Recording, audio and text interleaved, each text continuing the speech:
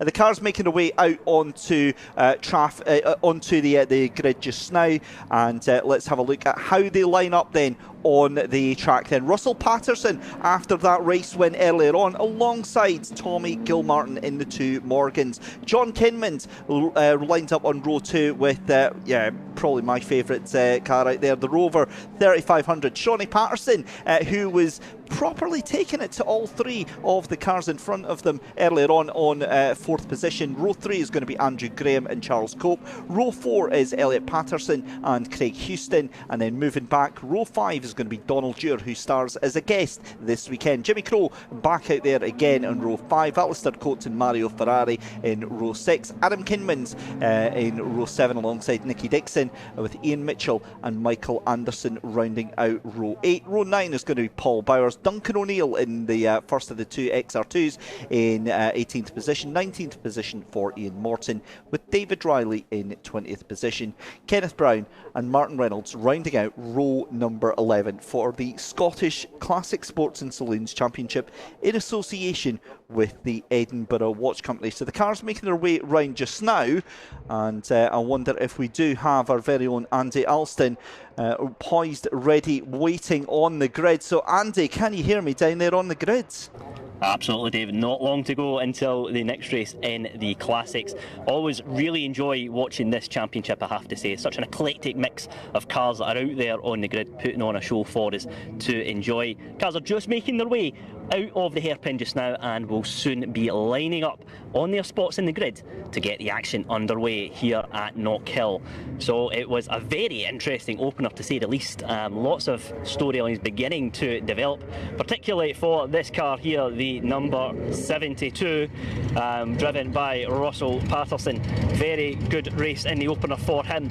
He has got Tommy Gilmartin alongside him as well, of course, but Russell will be hoping to get off to a very clean start and build on that race.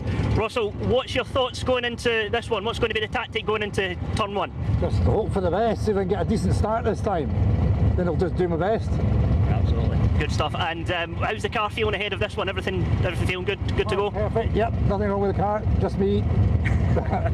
Excellent, have a good race. Thanks for speaking to us. Russell Patterson there. He's looking forward to getting this race underway, as am I. So it's time to hand back to Dave Christie in the commentary box. And just like that, we are poised and ready to go racing here at Knockhill for the final time for the Classic Sports and Saloons. We were treated to a wonderful, wonderful first race, and we're hoping for more of the same of that, please. As we said, look into the timetable just now. If you're watching on social media, you can head to smrc.co.uk and have a look at both the entry list as well as the provisional timetable. Remember, we are running a little bit behind schedule. We're about 15 minutes behind the schedule just now. So at the moment, it looks like we're going to get the Mini Cooper Cup, our final race of the day, due to start probably about 5:10.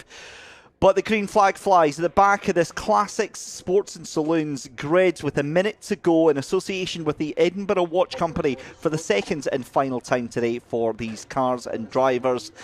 And again, you can see at the front of the grid, Russell Patterson and Tommy Gilmartin in two very, very beautiful looking Morgans. Not what you would associate with modern day sports car racing, but my goodness me, do they still ever have a place on the grid. And I can't see a time or a place where they will ever not be welcome on the grids. Also seeing Shawnee Patterson and Andrew Graham there in the Triumph TR8s. 5 second board is held out. The lights beginning to come onto the starting grid then.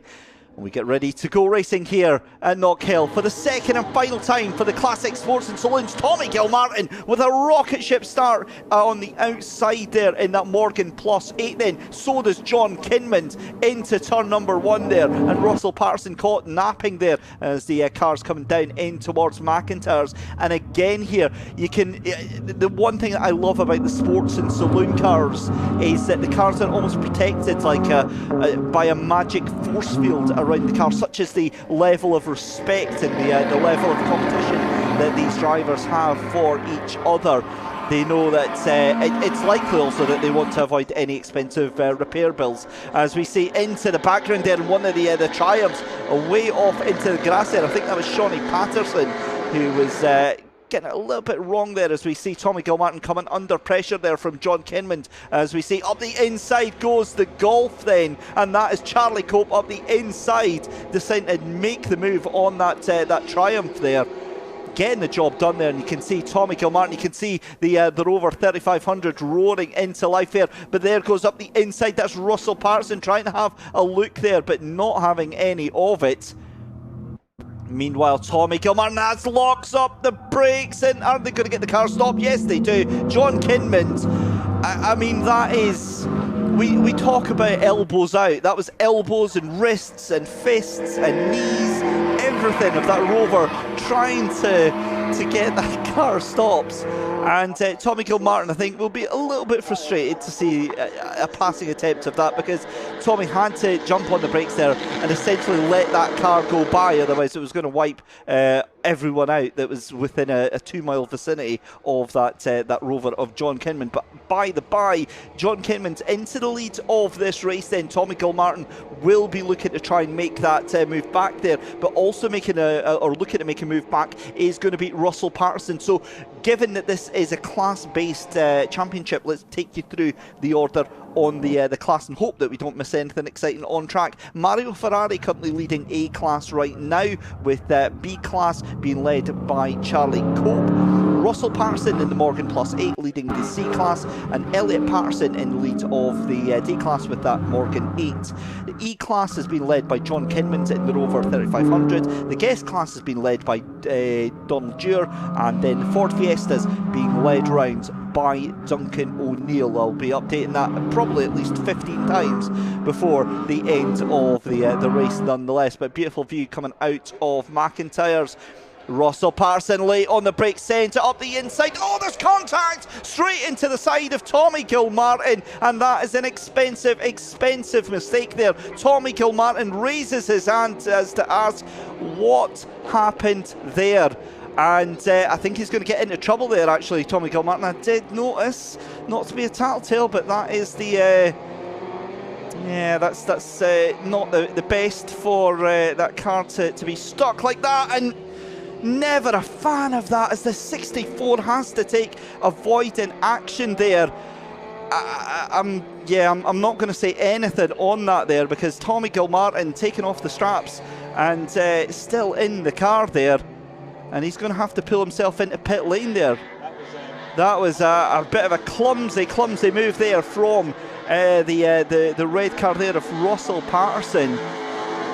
You saw locking up the brakes there, and there was absolutely nothing that Tommy Gilmartin could do there. As we see the Triumphs making their way around, they've managed to avoid all of the action and chaos, and Andrew Graham and Shawnee Patterson are like, all right, we'll take a podium then out of that. So they're second and third on the track as it stands. We'll give you a class update in a couple of minutes time, but my goodness me, that was like the world's slowest accident happening in slow motion. You saw it coming from about 200 yards out there. You knew that Russell Patterson was never going to make that corner in a million years, and unfortunately catching out Tommy Gilmartin here. But you can see there the number 73 of Elliot Patterson in the Morgan 8 trying to harass that Volkswagen Golf, and I would have thought that Volkswagen Golf would have been made short work, but that's a bit of a wild move round the outside of Clark's there. Now, just saw at the corner of my eyes. Yep, the Triumphs are having a little battle as well. They're sent side by side. Elliot Patterson thinks about having a little bit of a move here. But again, you can see the XR2 just thinking, nope, I'm having absolutely nothing to do with this. And there we go, compromised on the exit of the corner there. That means that Russell Patterson gets up and gets 2 positions for the price of 1 there, getting past both Elliot Patterson and Charlie Cope in quick succession. But back to Shawnee Patterson then, who takes the lead of these 2 triumphs ahead of Andrew Graham. John Kinman, though, currently off in a different postcode right now, 6.1 seconds. I'm looking out of the commentary box, and to say Tommy Gilmartin is not best pleased is, yeah, that's pretty much an understatement. He is, again, to use a Scottish colloquialism, he is absolutely fizzing right now. The helmet is off, he's off into the holding area, and he's back to the to his little area that he's got in the paddock there, presumably to have a look at the car. I don't think that there's any, from the looks of it, any major damage, but he's not going to be best pleased. One of the things is that they've kind of got an unwritten code to this classic sports and saloons. They know that they're allowed to race hard and race fair, but emphasis on the fair racing here, as we see the 2 triumphs try to make their way through the lap traffic there. That's the Austin A40 Farina, I believe, that we see there, as we see the 41 Fiat 128 of Paul Bowers. That's a proper car right there. I love that one. Might not be the fastest one on track, but yeah, it looks like a proper 70s car there. So the Fiat 128 moves out of the way of the Triumph number 78 of Andrew Graham and of Russell Patterson. Patterson just sends it up the inside there. And again, the pace of that number 72 machine, clear to see. But I think he's going to have a very angry Tommy Gilmartin waiting for him in pit lane when this race is done and dusted. Lap to go is going to be 5. John Kinman still in the lead on the road. Let's give you a rundown of the classes once again then. And Mario Ferrari in the lead of A class, Charlie Cope in the lead of B class there in the Volkswagen Golf GTI. Class C is currently led by Russell Patterson in the Morgan Plus 8. Class D is Elliot Patterson in the Morgan 8. Class E is John Kinman in that Big Bad Rover 3500. Leading the guest class is still Donald Dewar, and leading the XR2s is still the number 66 of Duncan O'Neill. So we're coming to the tail end of this race then, and of all of the races that I thought were going to be filled with drama, filled with you know, a little bit of collision, a little bit of bumping and grinding, definitely wouldn't have been the Scottish Classic Sports and Saloons Championship in association with the Edinburgh Watch Company. And that's a bit of a scary sight for that number 69 car, isn't it? As the number 69 is, of course, Nicky Dixon in the Lotus Cortina Mark 1. What can only be described as a tank rolling up on her of that Rover 3500. I mean, that thing is absolutely huge. I've seen it a couple of times in pit lane and in the paddock, and it's just massive. I mean, the thing is monstrous as it makes its way round with 4 laps left to go. Going to be crossing the line to make it 3 laps left to go here at Knockhill Racing Circuit for the first race meeting of the season, powered by Race Motorsports Insurance. And that is the Lotus Cortina sending it up the inside of the poor little XR2 as we see the Lotus Cortina. And pretty sure that's a Mark 1 Fiesta up there as well. Absolutely loving it if that is the case there. And it's another XR2 there. And I was joking off scene with Ant Hollings, one of our cameramen here, and saying that we need to see a Vauxhall Nova up in the class here. That would make me happy. We get an XR2 and a Nova and we'd be very, very happy. But the 91 and 51 of Craig Houston and Jimmy Crowe still fighting it up. The 91 ahead of that 51. So Craig Houston gets that 7th position on the track there as we cut back to see the wonderful, wonderful sight. I mean, that is a legendary car of Mario Ferrari. We've not really seen him all too much through the weekend, but Mario Ferrari in the Alpha Sprint Trofeo. John Kinman boots that car out of the hairpin there, and that's exactly why I've said it's one of the most enjoyable cars to watch out there. It's you know, I nickname him the hooligan for the way that that car back ends itself out of the corners and almost just, you know, you dump the power down just to try and get some extra traction here. And it looks like he is very, very much enjoying himself. But 2 laps left to go though. John Kinmond makes his way on the inside of Butchers, and again the oversteer very clear to see on that car. The tail end washes out, and that is just a glorious, glorious sight for anybody that is even remotely into to car racing here. It's the proper classic old-timey-wimey BTCC machine here. Being displayed here by John Kinmond and being put through its paces. This is what I love about these old cars, is that you know, before, you know, back in the day when I worked at Knockhill, I was never really into older cars. I never really understood the passion and the draw to them. And now watching them being put through their paces, I totally get it. There's nothing more fun than watching a Mark 1 Escort being thrashed around the many rally stages and many rally events that they have here at Knockhill.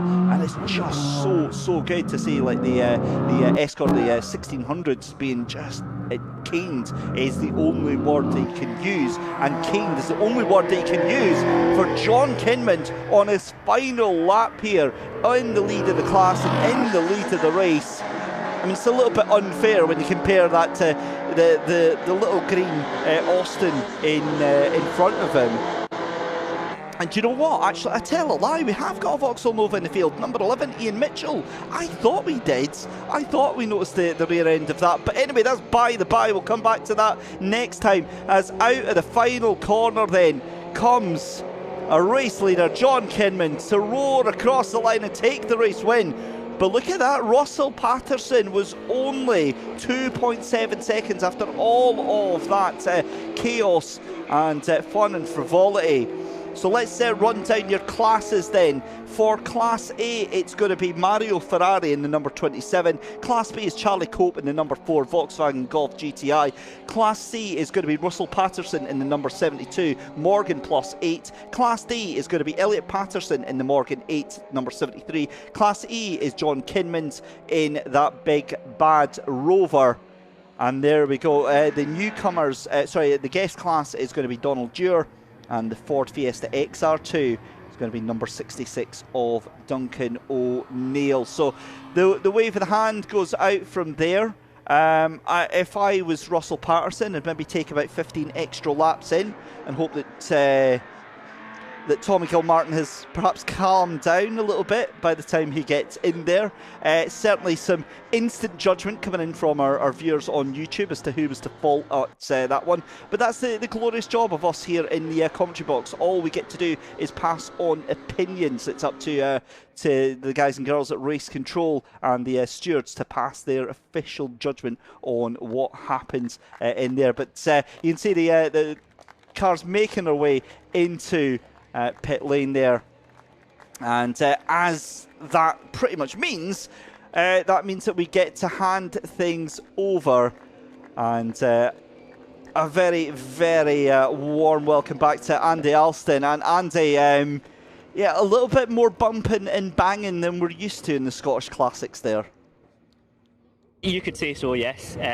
Certainly a couple of talking points in that one, and I'll be looking forward to catching up with a few of the drivers who are just making their way out the pit lane and into the paddock area, and we'll catch up with them and get their thoughts on the second race here in the Scottish Classic Sports and Saloons. So drivers will be with us in just a few moments' time, and we'll hear what they have to say. And there is the one man there, John Kinmond, in that fabulous Rover, making his way down the road now, and he'll be parking up that one. A very entertaining show he certainly put on for us, and he is first across the line in that car, and we'll catch up with Mr. Kinmond and find out what he has to say about that race in a few moments' time. The rest of the cars making their way through pit lane back into the paddock area, and we'll just be having a quick once over of the cars, making sure everything's okay, and then they'll be getting ready for the next round in a few weeks' time. But first of all, let's have a quick chat with John Kinmond, who joins us now. John, maybe a bit of a nervy moment going into McIntyre's perhaps early on in that one. I thought I'd try and make a move on one of the Morgans, and then that would maybe leave the two Morgans to fight it out. I thought they could be more threat to each other than I could meet either one of them. So if I get past, that'll leave them to duke it out, and I think that worked in my favour. And certainly pushing that car all the way as well in the last couple of laps. It was almost sideways coming out the chicane at one point. It was very, very entertaining to watch. But I'm just checking the tread and the tyres. I think you might be okay. Might have had a slight lock-up to get past Tommy down at McIntyre's, but yeah, that's giving it all it's got. There's nothing else to be had. And how's the car feeling generally? First out into the season, everything feel okay? First race was okay. By the end of that race, it was starting to feel a little bit sluggish. So it sounded like a fueling problem, but you know, with like a lap and a half to go, we would make it home. But something to look at when we get it back to the garage, I think. Absolutely. John, great race out there. Thanks for speaking to us. Thank you. Cheers. John Kinman there, and let's have a quick chat with a couple of other drivers as well and just get their thoughts on proceedings. That was of course the final race in the Classics today, so we'll hear from a couple of the drivers and just get their thoughts on things. Let's have a wee quick chat here as well with this man here, and a very dramatic race. I was just saying to Dave Christie in the commentary box, you know, sometimes we don't often, you know, sometimes the Classics, everyone's trying to kind of just make sure everything's okay with the cars and just make sure there's no big incidents, but a couple of big talking points on that one. But how are things for you? Yeah, well, that's not what we want, and it's yeah, I'm pretty unhappy that the car is damaged. Yeah, at the end of the day, I went down the inside of Tommy, thought I'd be able to climb up on the curb and just get underneath him. Probably didn't see me. Maybe one of these things. Yeah, I'll go and see Tommy afterwards. But yeah, I think we probably both thought we had the corner. Probably some sort of film will prove one way or t'other. But it's disappointing. Don't like damaging cars, don't like damaging or having cars damaged, and Tommy's as well. So yeah, not good. Just so you have a quick check of the car there, just initial inspection, everything seemed relatively okay? Yeah, it's just a couple of bits of wing damage and a couple of lights, but well, yeah, it's not the end of the world, to be honest. And I didn't know how much damage was done. These things sometimes feel bigger than they are, and I just watched my temperatures, and everything looked good, so I thought, right, well, let's get after the Rover. And another couple of laps, I think I would have. Yeah, that's easier said than done sometimes with that Rover. I mean, know the pace it's got, you know. It's so quick, and I was on a mission to see if I could catch him, but no, he was driving brilliantly. So the first time I raced against him, no, quite a car, really leery, and I don't know how he keeps it so sideways yet going the right direction. Great to watch from behind. Absolutely great stuff. Thanks very much for speaking to us. Okay, pleasure.